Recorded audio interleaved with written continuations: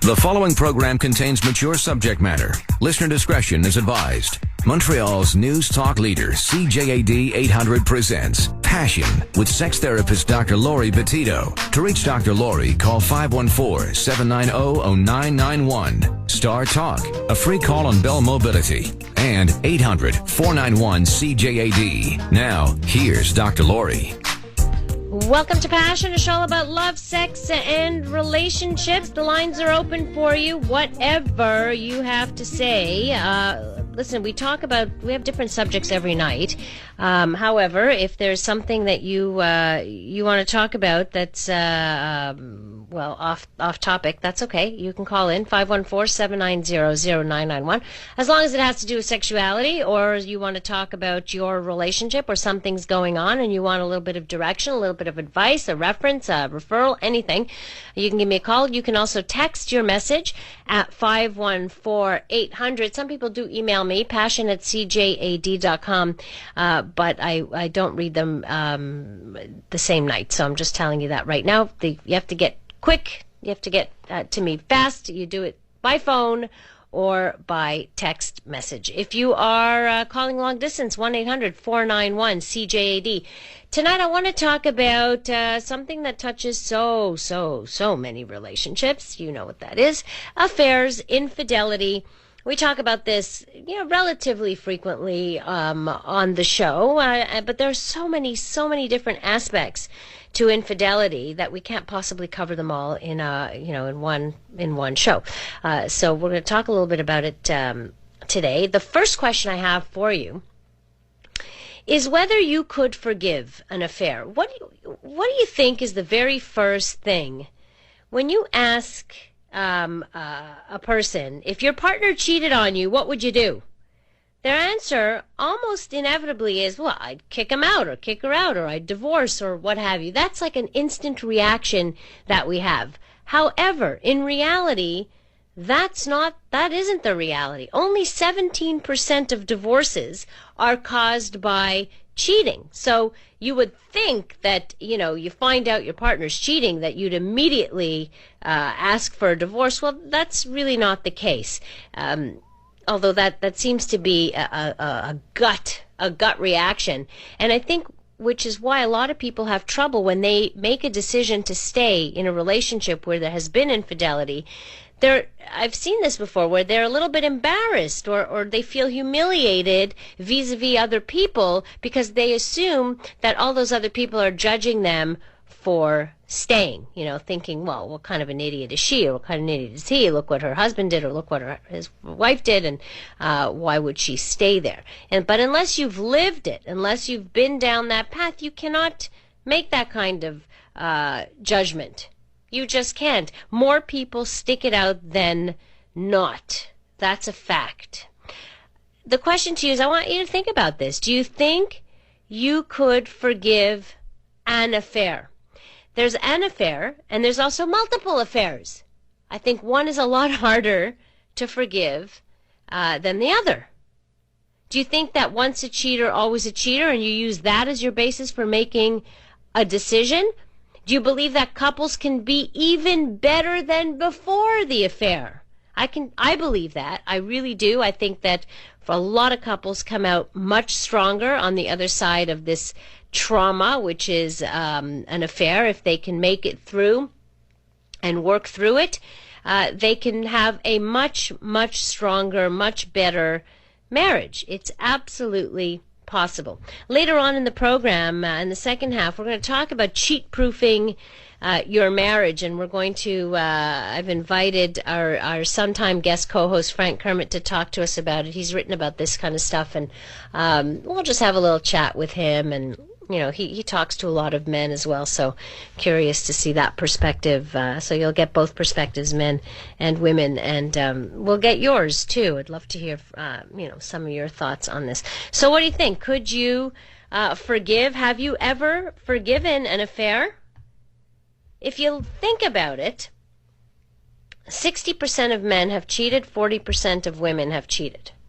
The number for women is, by the way, getting a little bit higher, more and more.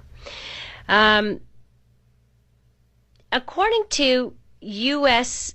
statistics, something like adultery or infidelity happens in some form or another. So they're not defining it. It doesn't necessarily mean it has to involve penetration, okay? But in some form or another, adultery happens in 8 out of 10 marriages. So, and you've heard me say this statistic before, 80% of marriages are affected by infidelity, one way or the other. 80%. That's a huge number. Do you think that all of those couples split? Of course they don't. First of all, 50% of marriages end in divorce, but of those 50% of marriages that end in divorce, 17% end because of an infidelity. So, bottom line is, most people, the majority of people, do forgive an affair. Is it the right thing to do? Is it the wrong thing to do?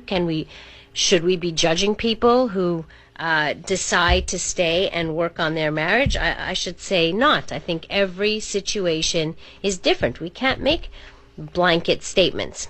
I was looking at a study, well, more like a survey. I wouldn't call this a study. But the results showed that men are more likely to forgive and forget than women are. 36% of men responding, quote unquote, people make mistakes, while less than a quarter of the women agreed with that particular statement. Something else that came out of this particular study, it was on, I don't know how much, you could take it with a grain of salt, but there were two big polls, Smooch.com and ManCentral.com.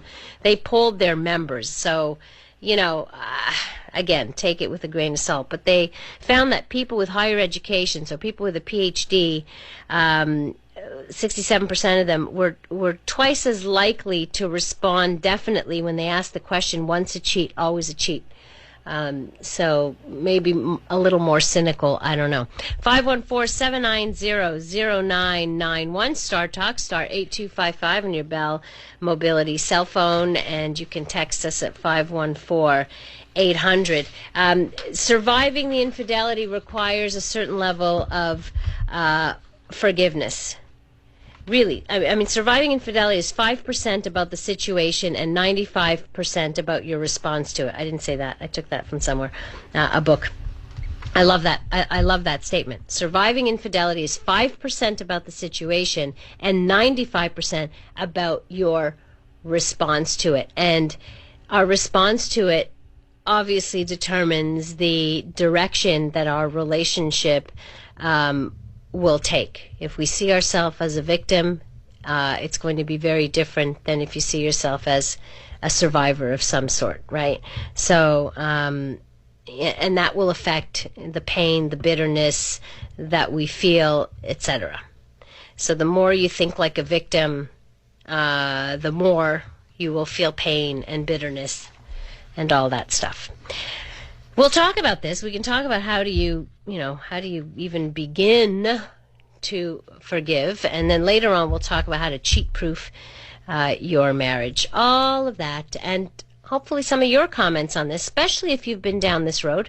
If your partner cheated or you cheated, were you forgiven? Did you forgive? And what did it take? What did it take to move on? And has your relationship been made stronger because of or since the infidelity, or having worked through that infidelity? You're listening to Passion on CJAD 800. From Loser to Seducer is the story of Frank B. Kermit. This book marks the triumph of a nice guy over most of his inner demons. This includes going from being a loser to managing 5 lovers at the same time, his first Valentine's date with 2 women at the same time, and getting back the one that got away. Want to learn how you can change your life? Buy this book at franktalks.com.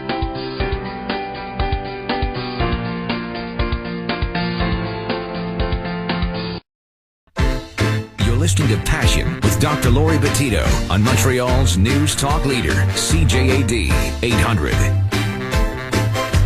Can you forgive an affair? What about somebody who you discover that there have been multiple affairs? I think The context is different. One affair versus multiple affairs makes a difference. I think sexual versus very emotional length of an affair. I guess you can't just make a blanket statement, yes, no. It's not about yes, no. However, I can just tell you and share with you the statistics that 17% of marriages end because of infidelity. That's only 17% of those that are unfaithful. If you look at the statistics of marriages, 50% end in divorce. Of those 17%, it's because of infidelity. So it's not that every single couple that has had infidelity, which, by the way, 80% of marriages are affected by adultery in one way, in one form or another. Now, we could define it here. We have affairs, cyber affairs, emotional infidelity, and there's many different forms of infidelity. It isn't just one penis, one vagina, meet, and that's it. That's infidelity. It can go, it's a little more complicated than that. So could you forgive an affair? Could you? Do you think that a couple can be even better than before the affair? You think that's possible? 514-790-0991. You can text your message at 514-800. If you're calling from Bell Mobility cell phone, it's Star Talk, star 8255. A heart attack is not always fatal. And adultery is also not always fatal. Cardiac patients, they can survive, they can thrive, they find new, healthier ways of living, and it's the same thing for an affair. A couple does the same thing. After an affair, they also find a healthier way to be together, a healthier way of loving, a healthier way of communicating, of expressing needs. I see this every day in my office. I watch it.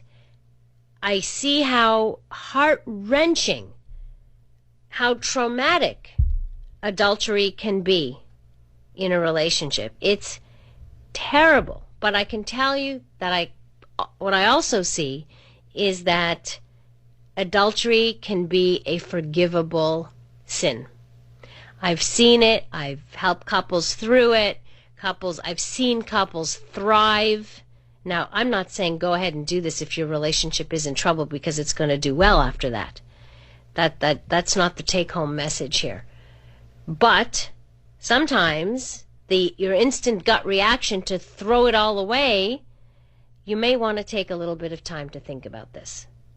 That's really the take-home message here. And fidelity itself, being faithful to your partner, is no guarantee that love is going to continue. Nor is being unfaithful a sign that there is no love. I think that's really important that we understand this. Hi, Patricia. Welcome to the program. Hi. Hi. So my situation is I was married for 23 years. Okay. And my husband left me. Mm-hmm. But he didn't tell me until about a month ago when I figured out that he was cheating on me for the last year and a half. Wow. Okay. So the last year and a half of your marriage, he was having an affair? Yeah, but he never told me that. And he left... Pardon me? Okay, and he left you because, what did he... He said we grew apart. Mm-hmm. But then I figured it out. I talked to different people, and I found out there was someone else a year and a half before. Okay, just questions for you, Patricia. In those last few years of the 23 years, did you feel a difference? Did you feel a disconnect? Did you bring up the issues that you felt? Definitely. Okay, so what did you guys do about it? We went for counseling. Okay. And after the counseling, things got much, much better. Right. For maybe 3 or 4 years, and then here we go again. The second time, it's like, I don't know if I love you. I don't know if I ever did. I listened to all of that, and okay, I'm moving out. We own a duplex. Okay, I'm moving out, but I'm moving upstairs. Oh, wow. And then it's like through my own self, my own things of finding out that he's been with somebody for a year and a half. And it's like, I don't know what to think. Well, at this point, you can think that your ex-husband was a bit of a chicken for not actually addressing the issues when they were happening. So if things went well for those a few years of counseling, what you should have done is getting your butts back into counseling to try to work on those same issues that you kind of let go of.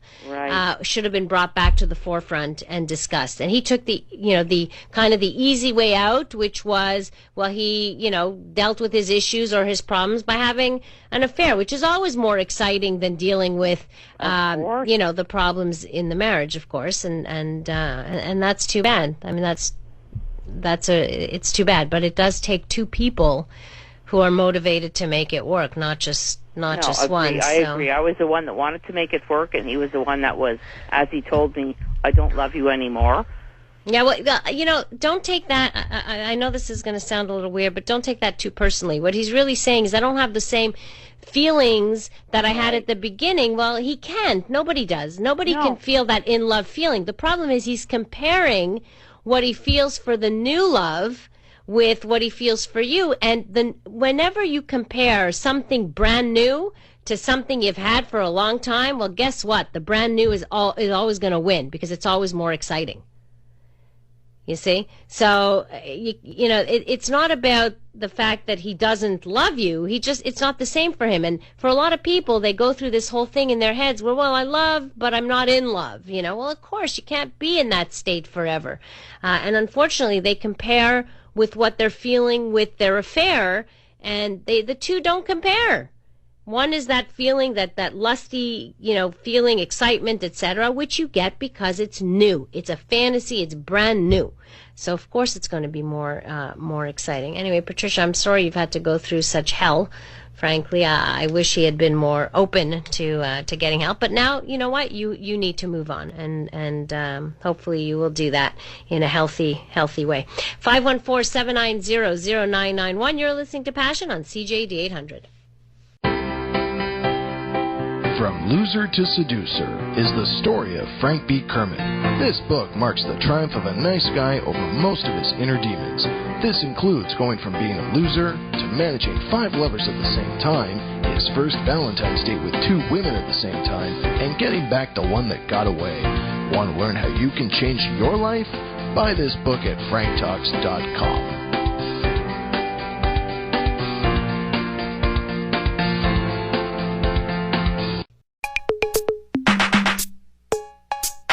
This is Passion with Dr. Laurie Bettito on Montreal's News Talk Leader, CJAD 800. Talking about infidelity tonight. Later on in the program, how to cheat-proof your marriage. My sometime guest co-host Frank Kermit will join me on the program. But for right now, could you forgive an affair? What about if your partner had, you discovered multiple affairs? Do you believe that once a cheater, always a cheater? Do you believe that couples can actually be better than before the affair, that they can improve? I can tell you that they can. They can survive that. And one of the big myths out there is that adultery has to end in divorce. And I can tell you no. And I'm not saying forgiveness doesn't mean forgetting. You need not forget, but you can learn to forgive. And I can tell you that the vast majority of my own patients or clients can absolutely and have fixed their marriages, renewed their marriages once they have invested themselves into moving forward with this, into forgiveness, developing a new attitude in their marriage and developing better ways of communicating, talking about their needs. I mean, there's all kinds of things that need to be done. This is not an easy task, I have to tell you. It can take a good, 2 years of dealing with it. But when you're talking about, again, infidelity doesn't really have anything to do with lack of love for your partner.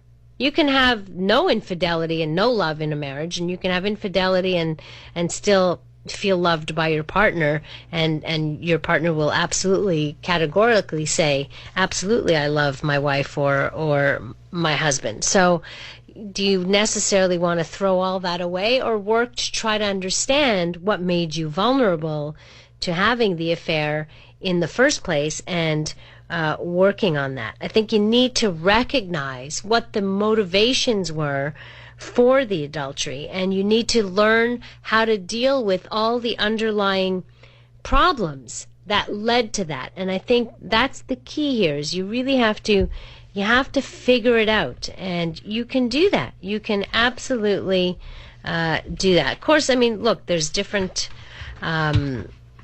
contexts. Is it every single affair forgivable? I'm not so sure. Someone who has multiple affairs and doesn't seem to have much remorse, well, that's just kind of a jerk. I'm not sure that there's anything you can do with that. But that's not what I see. In my office, I don't see that. I see people who have made mistakes, where it's a definite cry for help, where it shakes up the relationship, but that the relationship does get better.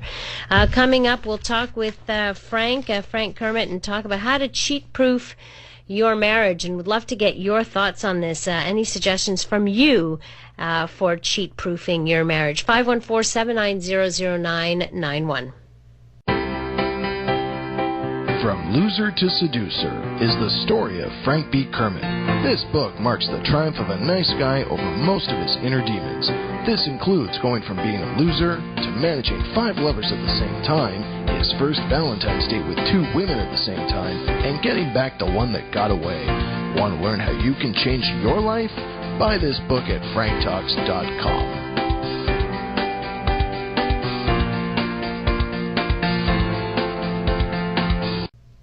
You're listening to Passion with Dr. Laurie Bettito on Montreal's News Talk Leader, CJAD 800. Welcome to Passion, the second half of Passion, actually. We're talking about infidelity affairs. First half of the show, we're talking about whether you could forgive an affair. Is it an automatic divorce? My contention, it is not an automatic divorce. But we do want to talk about how to cheat-proof your relationship as well. But before we do that, I just want to give you a couple of resources that you may want to look into. There's a couple of good books. There's one that I like. It's called After the Affair, Overcoming the Pain and Rebuilding the Trust by Janice Abrams Spring and Michael Spring. They are a couple, and they talk about this. So the book is called After the Affair.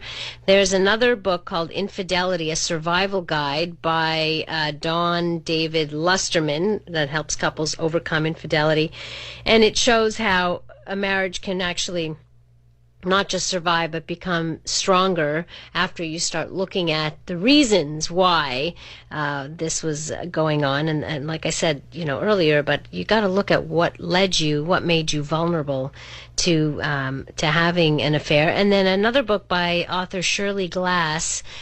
She wrote a book on how to recognize the red flags that could possibly mark the stages of your spouse slipping into an affair. It's called Not Just Friends: Rebuilding Trust and Recovering Your Sanity. So those are some resources for you if you're going through this.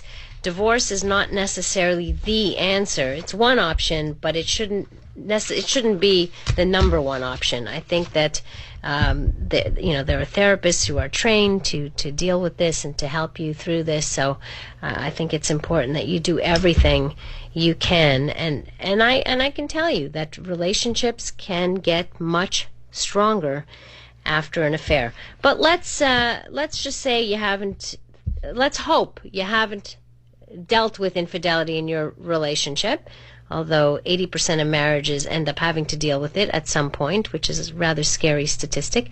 But let's talk about how we can actually affair-proof it or cheat-proof your marriage. Do you have any suggestions on cheat-proofing your marriage? And I think, everybody is vulnerable to this, but we need to find ways. We need to find ways to put safeguards in somehow, so that we avoid going down this very destructive path, and it's always destructive. 514-790-0991. You can text your message at 514-800. Joining me is my sometime guest co-host, Frank Kermit. Hi, Frank. Hi, Laurie. How's it going? It's great having you on. Here's yet another topic you know so much about. Well, in my background, when I was a bad boy, I was the other man in a number of cases. And when it comes to cheat-proofing a relationship, I can tell you all the things that prevented me from effectively having an affair. Okay, well, good. Let's. And I know you put that down on paper too, and you've helped other couples through this too, right? Exactly. Okay. So, what do you think? What are some of the things that?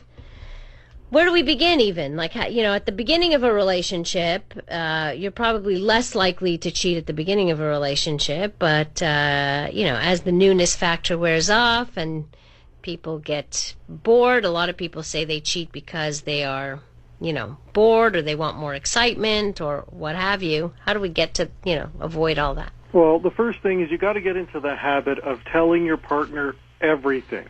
Because as long as you have a solid channel of communication, anytime that one of you is feeling not so thrilled with the relationship, you'll both know.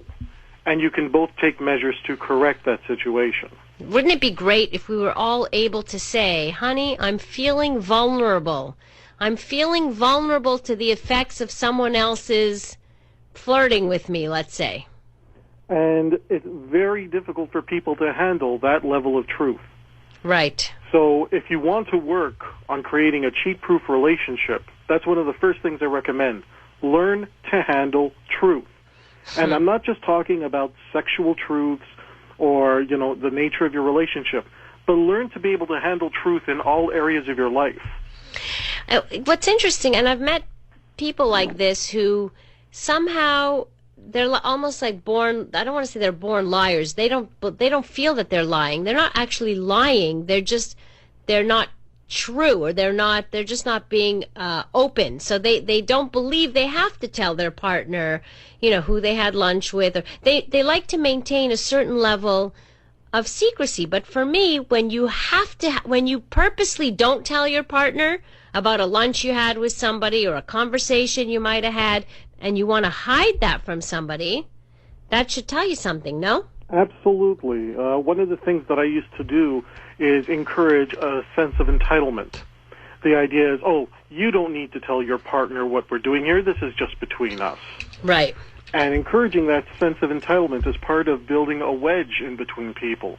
And if you want to have a cheat-proof relationship, you've got to have such free communication with one another and be the type of person that can handle truth no matter how bad it is, because it's always better long-term to know the truth, even if in the short term it's going to be hurtful.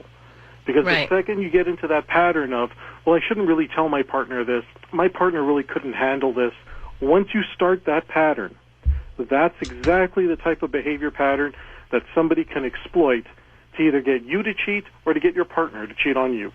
Right. We just got a text message from Robbie that says, it's very simple. Take care of your woman, and she won't go nowhere else. Same thing goes for us guys. Take care of me sexually, and I won't go nowhere. I'm not worried about my girlfriend. I take care of her at home. Do you see that as a typical feeling or thinking in terms of, take care of me sexually? Whereas the women are not saying take care of me sexually, they're saying probably a very different thing. Absolutely. Men and women are very different. A man will tend to cheat for one of two reasons, at least with the clientele that I've worked with. Either they're not being satisfied sexually at home and they're not getting what they need sexually, so they'll go elsewhere for it. Right. The second thing is they're not feeling appreciated. They go to work, they attach a meaning to going to work to support their family. They come home and they don't feel appreciated for the contributions they make at home, so that when they go out and have an affair, part of it is the sexual aspect. The other part of it is because it's someone appreciating them. Right. Someone listening, appreciating all of that. But isn't that interesting? Because I think from the female perspective, women have affairs because they also want to be appreciated, but they lack connection. They want to feel connected. So what's happening is their partners are out busy working, providing, working really hard, spending, unfortunately, not enough time with their female partners, and that's what they're complaining about. And then so this gives them, it makes them vulnerable to it. So it's similar yet different. Exactly. In my case, I've often been told that when I was the other man, that I was not as good a lover, or I was not as big down there as their husbands or respective boyfriends. But these women were still coming to me because I gave them something emotional. I gave them a connection. I catered to the little girl in them. I gave them some sort of emotional fulfillment, and sex became part of the barter. Okay, part of the package deal, but that's not what they went looking for. Exactly. They went looking for some sort of emotional connection they weren't looking for at home, and sex became the only way that they could constantly get it on a regular basis. And yet, though, in their marriages, they're not getting it through sex because they are they may withhold sex because they're not getting the emotional connection. Exactly. So the wedge just keeps getting worse and worse. In my theory, a relationship is either constantly working towards a goal of being together, or they're constantly going on a path where the relationship is breaking apart. Mm-hmm. You have to make a conscious choice which path you want to be on. Right. Because when life happens, when you go through a death in the family, when you go through some very hard times financially, that's when that choice matters. Are you going to continue to work together as a unit and not let other people and other things break you apart? Or are you going to stick it out and say, even though there are bad things happening, we're going to use this as an opportunity to make our relationship stronger? Right. We're talking with Frank Kermit tonight. Actually, he'll be on the show next week as well for our dating dilemmas, but I thought I'd pick his brain on this because he has written on how to cheat-proof your marriage, and that's what we're talking about. I want to hear your suggestions for cheat-proofing your marriage at 514-790-0991, or you can text your message at 514-800. Coming up, we'll find out how wrong it is to check up on your partner, cell phones, emails, all of that. Should you be an open book, or should you have all of that private? We'll find out. That's next here on Passion. From Loser to Seducer is the story of Frank B. Kermit. This book marks the triumph of a nice guy over most of his inner demons. This includes going from being a loser to managing 5 lovers at the same time, his first Valentine's date with 2 women at the same time, and getting back the one that got away. Want to learn how you can change your life? Buy this book at franktalks.com.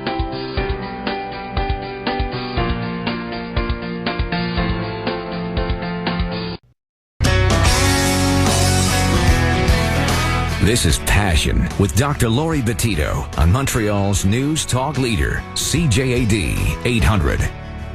Infidelity. 80% of couples' marriage is affected by infidelity. We'd like to be able to cheat-proof our marriages, and there are things that we can do, things we need to be aware of. And talking to us tonight is Frank Kermit. He's a usual suspect here on Passion, and the usual brain that we tend to pick about different things. So, Frank, I have a question for you. Is it wrong, as a married couple, should we have complete access to our partner's cell phone records, email accounts, what have you? Yes, 100% yes. If you are in a marriage, you need to have all of your partner's passwords and access to communication lines. And I'm saying this as a former other man that used those secret cell phone, those emails that the partner doesn't have access to communicate and build the affair relationship. Right. So I guess that's one way to keep us honest, is to make sure that if we have the philosophy of don't write anything, don't communicate anything you wouldn't want your partner to see. Look, you can create those type of ideals, but in the real world, once you get into those habits, you tend to follow through on them. You're less likely to cheat and give in to temptation when you already know, well, I'm not going to give out my email address because I know that my boyfriend or girlfriend regularly will check my account because they have access to it. Right. So you wouldn't even give in to that temptation saying, oh, well, maybe just, well, I like the attention I'm getting now, so let's continue this a little bit. So would you say, what if you had a partner that, just, because I've seen partners get really, really mad when their partner has looked at, let's say, their chat records or on their, just kind of picked up their phone and read through it nonchalantly. Not that they were really looking for anything, but out of curiosity. Do you think there should be a philosophy in the marriage that says, you know what, if you want to, go ahead, go look? There better be. My attitude is, look, if you're just dating, if you're casually dating, then, it's not your business. You haven't earned that type of monogamy or commitment at that point. That's true, right. But once you're married, you're making a life commitment of your entire life and resources and anything available to you to build a life with that other person. If you were building a business, let's say you got into a business deal with somebody and you were creating a company, of course you're going to just naturally expect that you would have full access to that other person's emails and telephone messages and whatever communications that they're having with other people when it relates to the welfare of the business. Right. But when we get into a marriage, everybody all of a sudden starts thinking, well, wait a minute, I might be married, but I'm still an individual. No, you're not. You're part of a relationship. You have committed yourself to another person to build something greater than the two of you. And if you're already, when I see couples that act that way, where somebody gets a phone call and says, oh, it was the wrong number, and then the other person in the couple says, oh, here, let me have a look at the phone, and the first person says, no. Right. I'm already thinking, that's the person that's having an affair. If you've got nothing to hide, there's nothing to freak out about. Right, and I think it's a good opportunity to open the communications about a person's insecurities. Exactly. Now, if the person, let's say there's a person out there who doesn't handle truth very well, regardless if it's relationship related or not, they might create a situation where people have to lie to them. But once you get to the point where no matter how bad things are, be honest with me and I'll handle the truth well. That doesn't mean I have to like what I hear, but it means I will handle it with maturity. Right. That's when you create an environment where your partner knows that they can tell you anything. And that's where you need to be to cheat-proof a relationship. So that when somebody starts doing things to your partner, you can spot the signs and you can tell your partner, hey, that person is doing these things with you. That's the sign of someone who's trying to have an affair with you. The other thing I want to talk about, Frank, with you is really a much bigger factor, and that's the sexual life of the marriage. Even though, it's not, if you're not having sex at home, you're inevitably going to get it elsewhere. No, I think that's not a reality. That's not true. It's still a decision you make to have an affair. Hopefully people deal with it when they're not satisfied sexually instead of going elsewhere. But what do you recommend? Like, how do couples work on this? Well, first and foremost, find out if your partner is sexually satisfied at home. And most people will lie. Most people will say, yes, honey, I am satisfied. Yes, I'm happy with what we have here, because they don't want to hurt one another. People tend to lie to spare their partner's feelings. So once again, we're talking about handling the truth. Exactly. Handling the truth, getting back to that level of communication. Number two, if your partner is interested in doing something that you're sort of lukewarm about, in my opinion, you should end up trying to do it anyway. Find a way, find some level of compromise.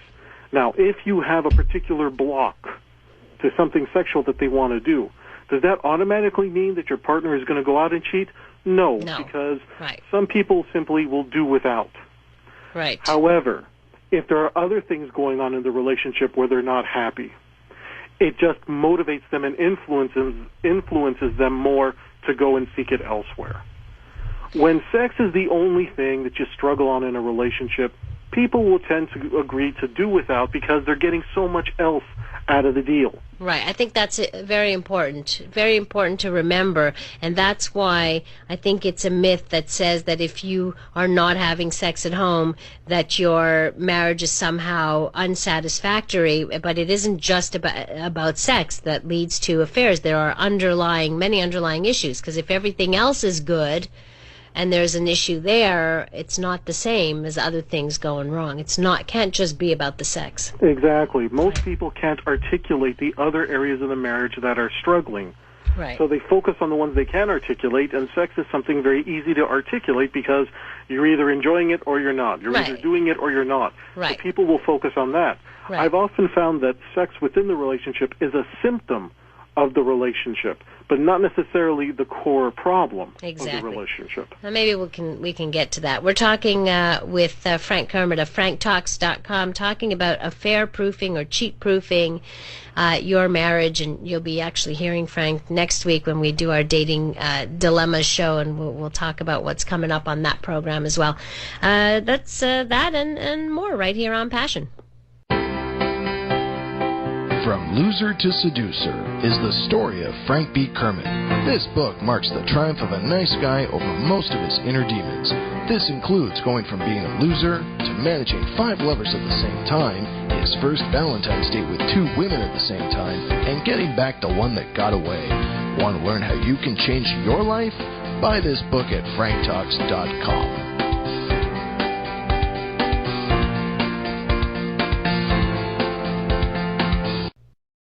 Listening to Passion with Dr. Laurie Bettito on Montreal's News Talk Leader, CJAD 800. We're talking about affair-proofing your marriage in conversation with Frank Kermit. Of course, you're welcome to join in at any time at 514-790-0991. Frank, I read you write about, I mean, you're a prolific writer, that much I can tell our listeners, but you write about something that really intrigues me, and that is... are there really people who try to get somebody to cheat? Oh, absolutely. They get a thrill out of getting someone to cheat because, I'm getting something I'm not supposed to have. I'm getting somebody else's goodies. Wow. There's an entire industry based on that. You'll have books out there on how to score with married women.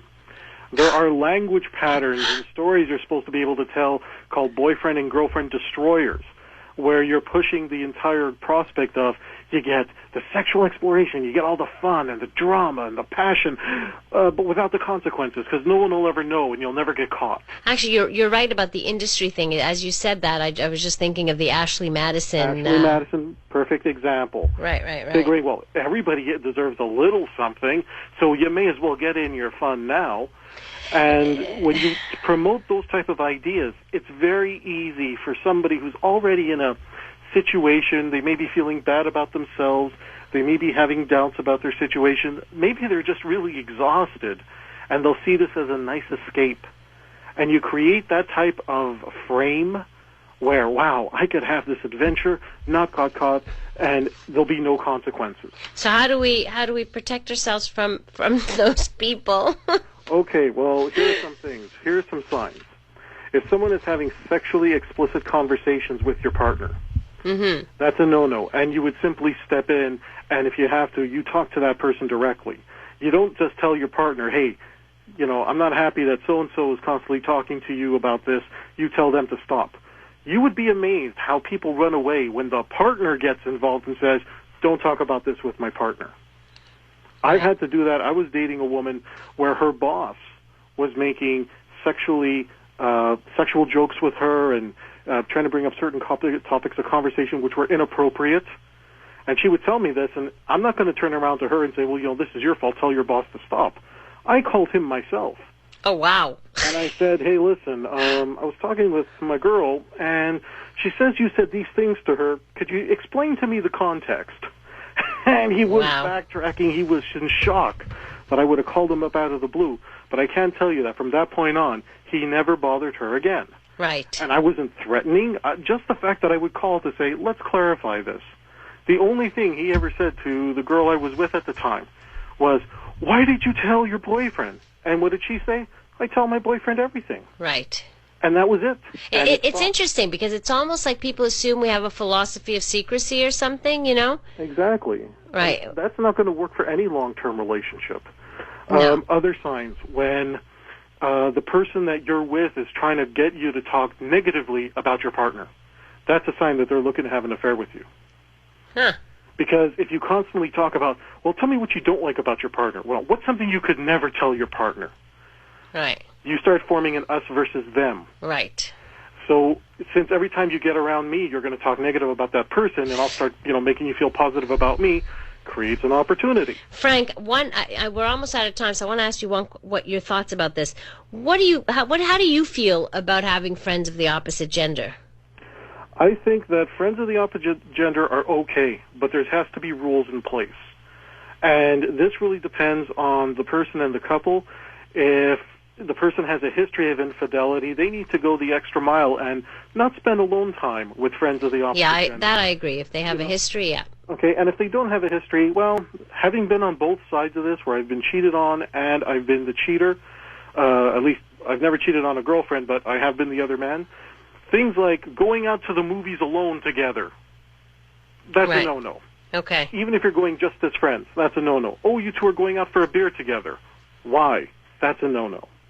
Because even if those things start as platonic friendships and totally innocent, the idea is that you're doing something that could potentially turn into an affair.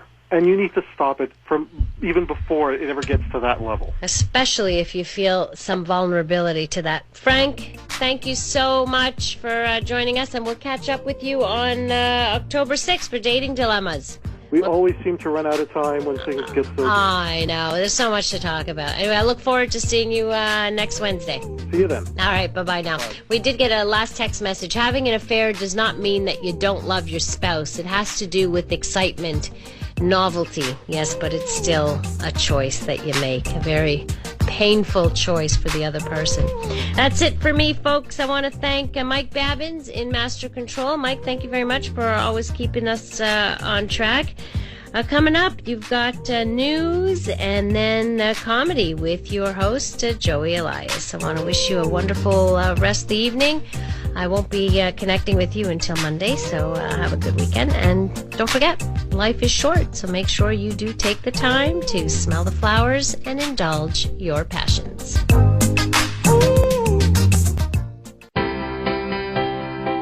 From Loser to Seducer is the story of Frank B. Kermit. This book marks the triumph of a nice guy over most of his inner demons. This includes going from being a loser to managing 5 lovers at the same time, his first Valentine's date with 2 women at the same time, and getting back the one that got away. Want to learn how you can change your life? Buy this book at franktalks.com.